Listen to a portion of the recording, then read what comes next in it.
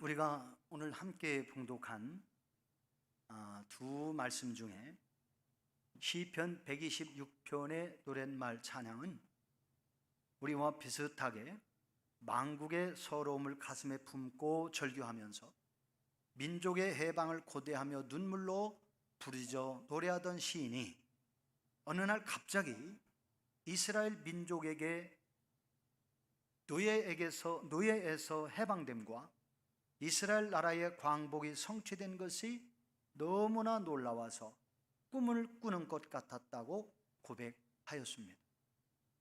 이스라엘 민족이 해방된 내용은 우리가 먼저 봉독한 에스라 1장 1절부터 4절 말씀에 자세하게 기록되어 있었어요. 고레스 왕 원년, 페르시아의 고레스 왕이 파사라고 하는 나라의 고레스 왕이 왕으로 즉위한 원년 어느 날 그가 왕궁에서 잠을 자려는데 잠이 잘 안 와요. 그래서 왕궁 곡간 중에 있는 것 중에 귀중품들 좀 가져와 봐라. 신하를 시켜서 귀중품들을 가져와서 보는데 그 귀중품 담겨진 웬 항아리가 하나 와 있어요. 그 항아리를 열고 보니까 웬 두루마리 책이 담겨져 있었습니다. 옛날에는 오늘날 우리가 가지고 있는 이런 책들처럼 만들어진 것이 아니라 둘둘둘둘 마른 두루마리였어요. 왕이 그 두루마리를 아람어로 쓰여져 있는 그 두루마리의 글을 아람어를 아는 사람들 시켜서 그것을 읽게 했습니다. 그랬더니 그 글 내용이 바로 하나님께서 고레스를 왕으로 세우시고 이스라엘 나라를 회복시키며 이스라엘의 무너진 성벽을 건축하게 하고 그리고 하나님의 성전을 재건하게 하시는 그 말씀이 거기에 자세하게 기록되어 있었어요. 이 시점은, 그 말씀이 기록된 시점은 고레스 왕이 태어나기 전 역사입니다. 그래서 이스라엘 역사 중에 약 700년 시점에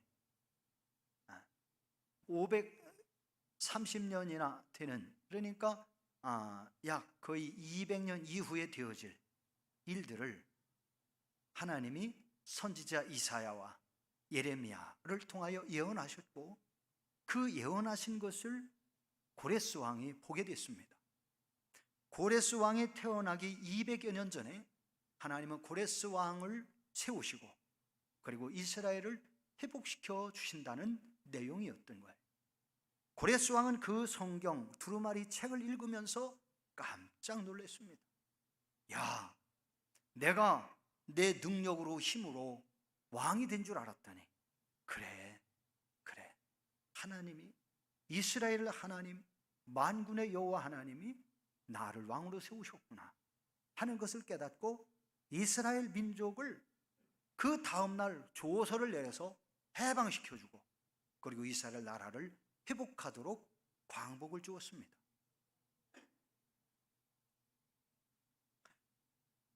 오늘 본문 시편을 기록한 시인은 절망으로 탄식하면서 살았던 그의 삶의 입속에서 어느 날 갑자기 웃음이 가득하고 하나님의 은혜에 감격하는 찬양이 가득해진 것입니다.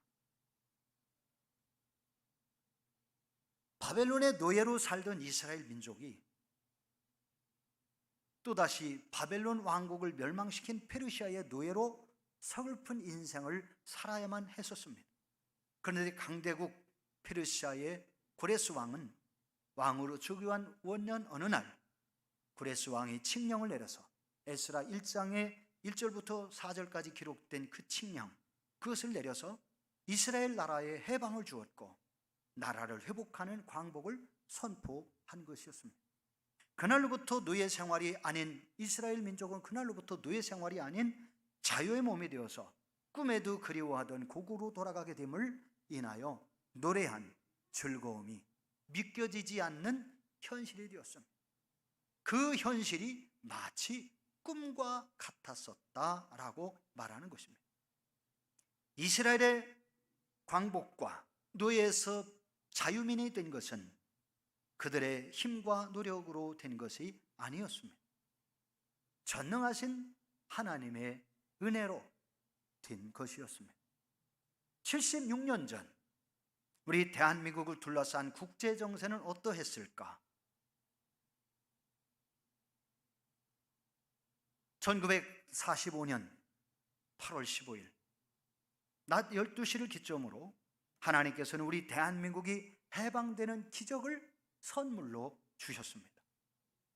아시아 대륙의 대부분을 식민지로 삼켜버린 일본이 아메리카 합중국인 미국의 하와이와 그리고 이어서 본토를 삼켜가지고 식민지로 만들려는 야극으로 가득 찼었습니다.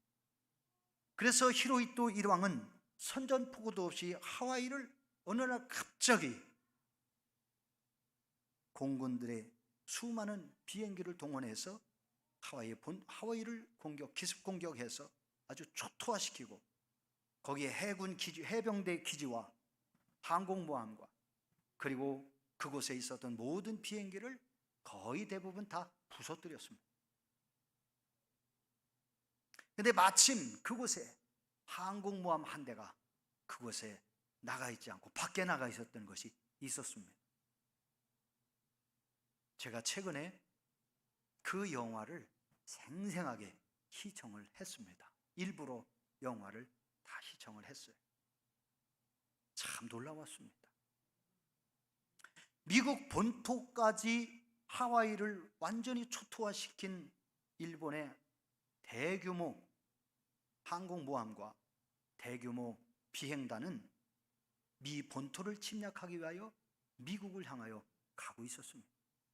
그런데 그 무선 교신을 미 해병대 어느 장교가 해독을 했어요. 그래서 미 본토를 치려고 하는 그 계획을 미국이 미리 알아차리고 그리고 선제 공격을 해서 일본이 그 미국 본토를 공격하려고 했던 항공모함과 비행단이 초토화되고 말았습니다. 그리하여 마침내 일본이 미 연합군에 대하여 무조건 항복하는 거짓말 같은 기적이 일어났던 것입니다. 그로 인하여 우리 대한민국이 일제의 압제 속에 시달리던 고통에서 해방된 것입니다.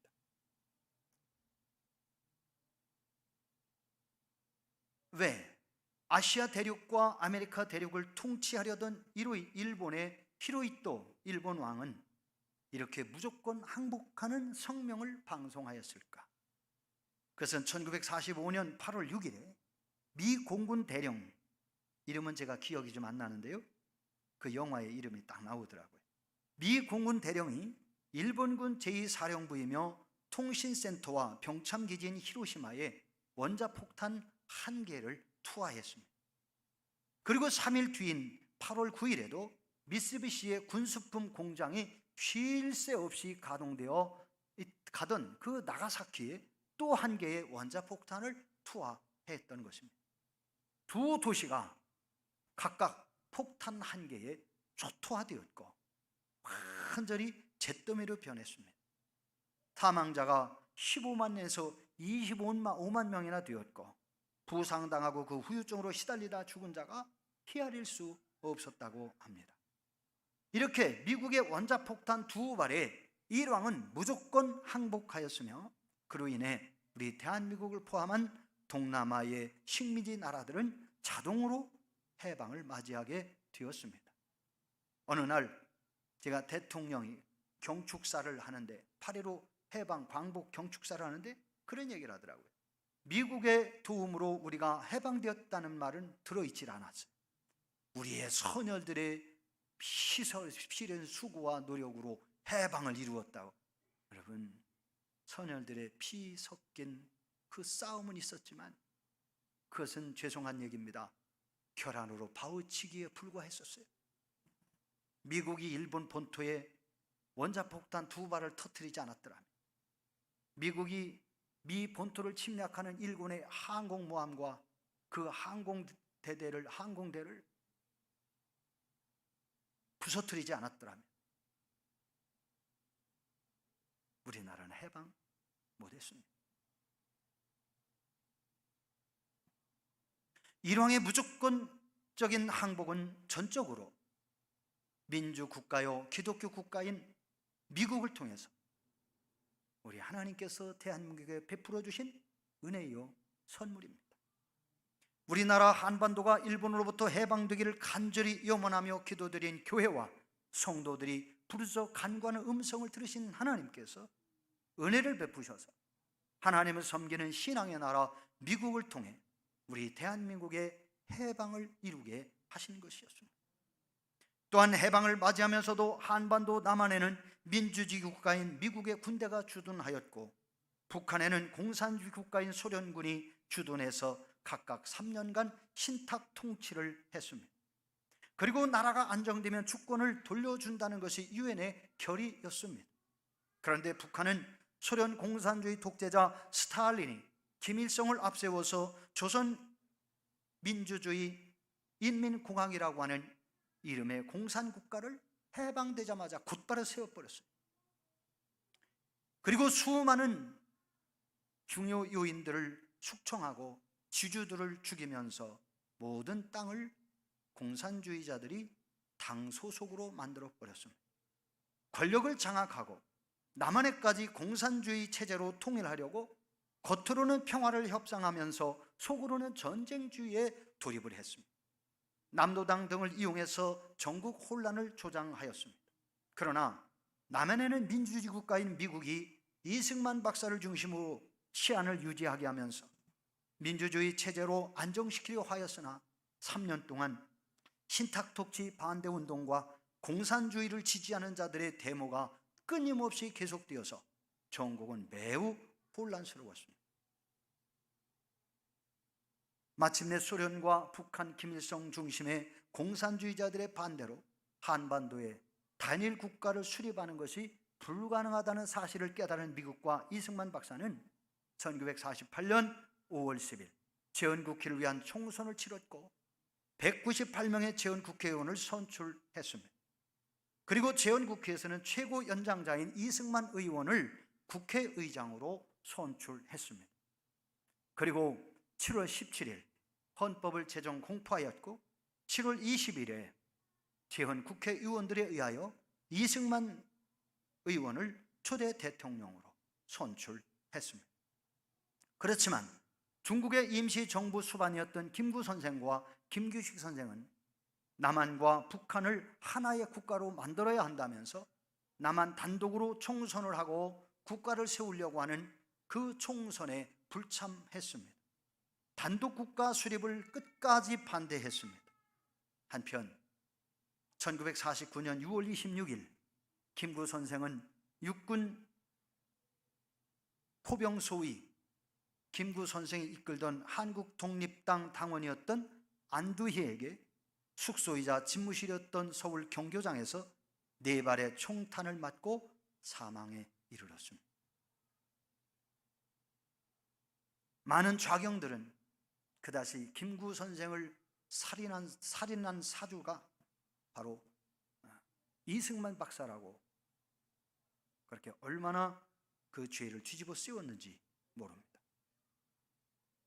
1948년 8월 15일 해방된 지 만 3년 만에 대한민국 정부는 정부를 수립하고 그 다음에 정부 수립을 선포했고 대통령 취임식을 했습니다. 대한민국 재헌국회와 정부 수립은 기도로부터 시작되었습니다. 제가 이 내용을 그대로 읽어드리겠습니다. 1948년 5월 31일 재헌국회의 출발은 다음과 같은 기도문으로 시작되었다. 이거 국회 속기록에 기록되어져 있는 내용입니다. 대한민국의 출발점이 감사의 기도로 시작된 것입니다. 임시의장 이승만, 대한민국 독립민주국 제1차 회의를 여기서 열게 된 것을 우리가 하나님에게 감사해야 할 것입니다. 종교, 사상 무엇을 가지고 있든지 누구나 오늘을 당해 가지고 사람의 힘으로만 된 것이 아니고 우리가 자랑할 수 사람의 힘으로만 된 것이라고 우리가 자랑할 수 없을 것입니다. 그러므로 하나님에게 감사드리지 아니할 수 없습니다. 나는 먼저 우리가 다 성심으로 일어서서 하나님께 우리가 감사를 드릴 터인데 이윤영 의원 나오셔서 간단한 말씀으로 하나님에게 기도 올려주시기를 바랍니다. 그랬더니 국회의원들이 다 기립했습니다. 일어섰습니다. 이윤영 의원 기도가 시작됐습니다. 이 우주와 만물을 창조하시고 인간의 역사를 섭리하시는 하나님이시여, 이 민족을 돌아보시고 이 땅에 축복하셔서 감사에 넘치는 오늘이 있게 하심을 주님께 저희들은 성심으로 감사하나이다. 오랜 시일 동안 이 민족의 고통과 호소를 들으시사 정의의 칼을 빼서 일제의 폭력을 굽히시사 하나님은 이제 세계 만방의 양심을 움직이시고 또한 우리 민족의 염원을 들으심으로 이 기쁜 역사적 환희의 날을 이 시간 우리에게 오게 하심은 하나님의 섭리가 세계 만방에 현시하신 것으로 믿나이다. 하나님의 현실적으로 보여주신 것을 믿습니다. 그 얘기입니다. 하나님이시여, 이제로부터 남북이 둘로 갈리어진 이 민족의 어려운 고통과 수치를 신원하여 주시고 우리 민족, 우리 동포가 손을 같이 잡고 웃으며 노래 부르는 날이 우리 앞에 속히 오기를 기도하나이다. 하나님이시여, 원치 아니한 민생의 도탄은 길면 길수록 이 땅에 악마의 권세가 확대되나 하나님의 거룩하신 영광은 이 땅에 오지 않을 수 없을 줄 저희들은 생각하나이다. 원컨대 우리 조선 독립과 함께 남북 통일을 주시옵고 또한 민생의 복락과 아울러 세계 평화를 허락하여 주시옵소서. 거룩하신 하나님의 뜻에 의지하여 저희들은 성스럽게 택함을 입어가지고 글자 그대로 민족의 대표가 되었습니다. 그러하오나 우리들의 책임이 중차대한 것을 저희들은 느끼고 우리 자신이 진실로 무력한 것을 생각할 때에 지와 인과 용과 모든 덕의 근원 되시는 하나님께 이러한 요소를 저희들이 간구하나이다. 이제 이로부터 국회가 성립되어서 우리 민족의 염원이 되는 모든 세계 만방이 주시하고 기다리는 우리 모든 문제가 원만히 해결되며 또한 이로부터 우리의 완전 자주 독립이 이 땅에 오며 자손 만대에 빛나고 푸르른 역사를 저희들이 정하는 이 사업을 완수하게 하여 주시옵소서. 하나님이 이 회의를 사회하시는 의장으로부터 모든 우리 의원 일동에게 건강을 주시옵고 또한 여기서 양심의 정의와 위신을 가지고 이 업무를 완수하게 도와주시기를 기도하나이다. 역사의 첫걸음을 걷는 오늘의 우리의 환희와 우리의 감격에 넘치는 이 민족적 기쁨을 다 하나님께 영광과 감사를 올리나이다. 이 모든 말씀을 주 예수 그리스도 이름 받들어 기도하나이다. 아멘. 위키백과에 있는 내용입니다. 조국 대한민국이 해방되는 광복의 그날을 기다린 우리 선조들이 아주 많았습니다. 그러나 어느 누구도 조국의 광복이 속히 오리라고 생각하는 이가 없었습니다. 그 이유는 일제의 힘이 우리가 상상할 수 없을 정도로 너무나 엄청나고 막대하게 컸었기 때문입니다.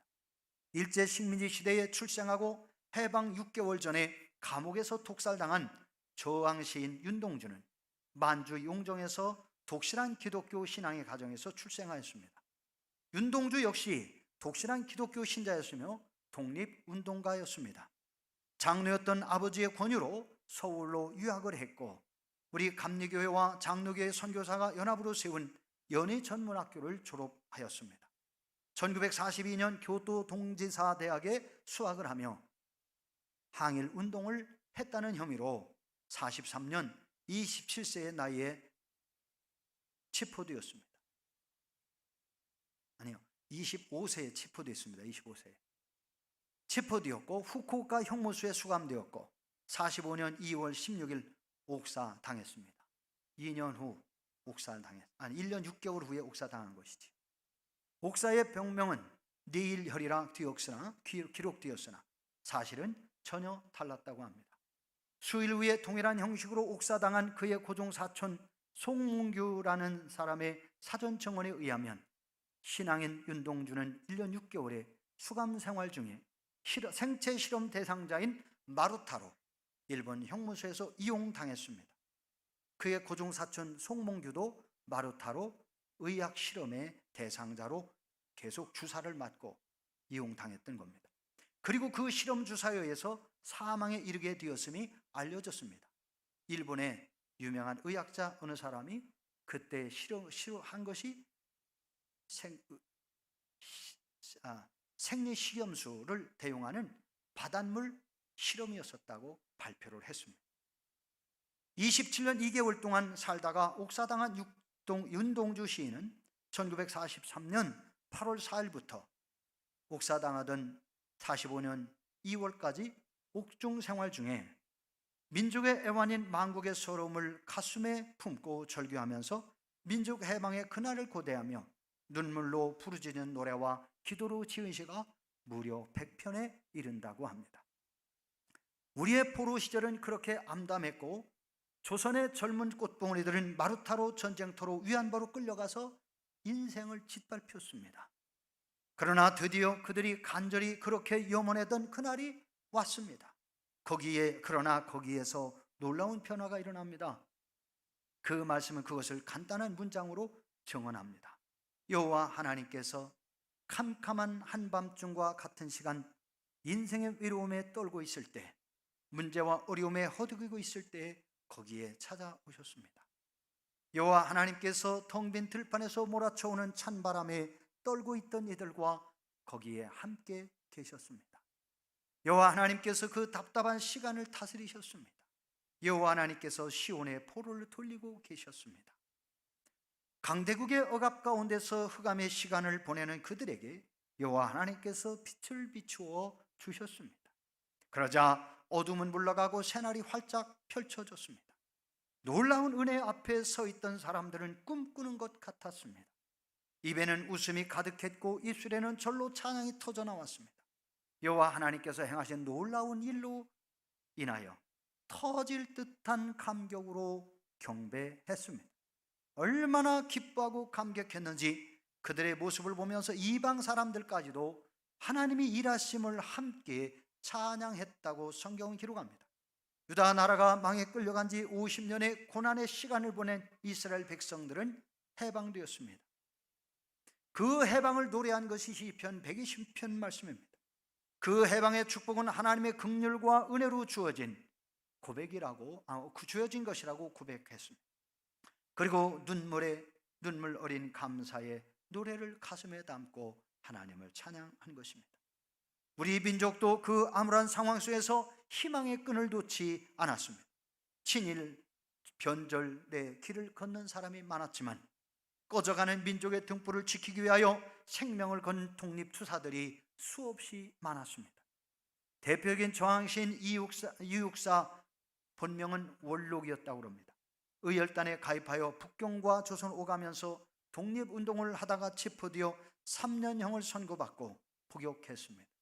그때 수인번호 264번이어서 이육사로 그 이름이 불려지게 되었습니다. 1933년 이후에 육사란 이름으로 작품을 발표하면서 본명을 대신한 이름으로 알려지게 되어졌지요. 그 후에도 17번이나 옥고를 치른 대표적인 독립운동가였습니다.